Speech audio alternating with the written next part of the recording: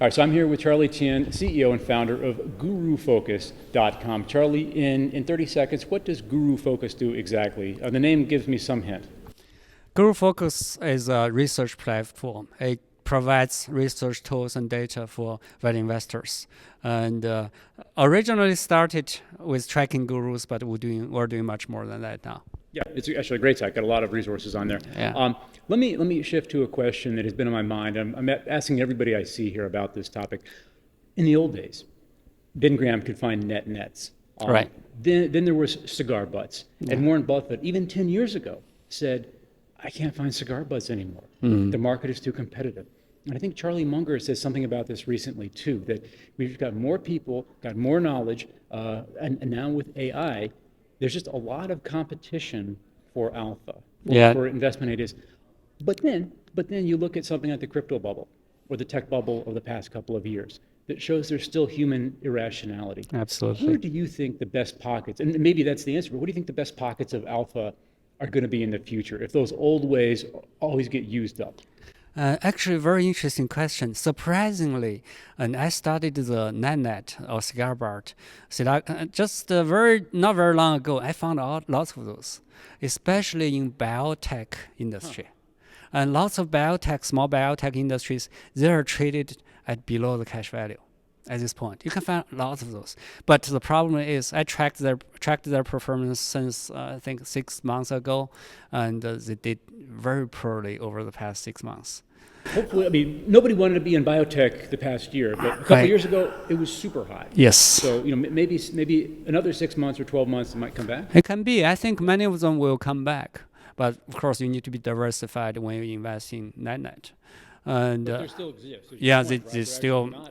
Actually, I found about more than 150 of them. NetNet, the stocks are traded below the cash value. It's actually still there, many of them. And in terms of long-term performance, finding the alpha, I would prefer still the companies that are profitable, that are growing consistently, that has a competitive advantage, good margins, wide economic moats. Those are the companies I prefer still.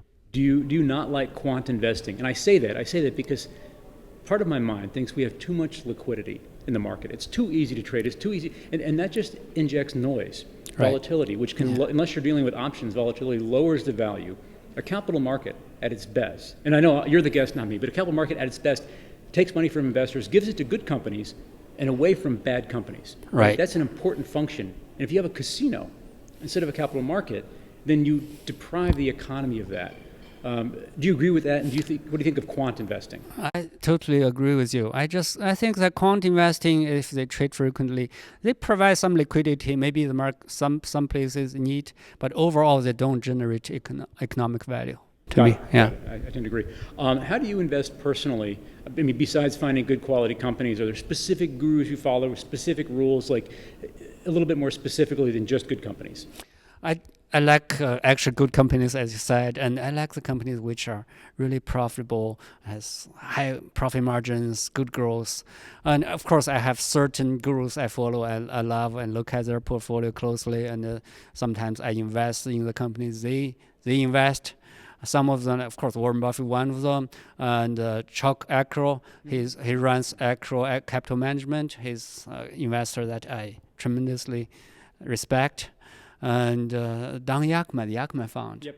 Yeah, he's a very good investor. And their investing philosophy is actually very close to mine, or mine is close to theirs, under the influence of them. And I have, of course, formed my own investing philosophy strategy, which is actually similar to kind of Chuck Acro. Awesome. Last question.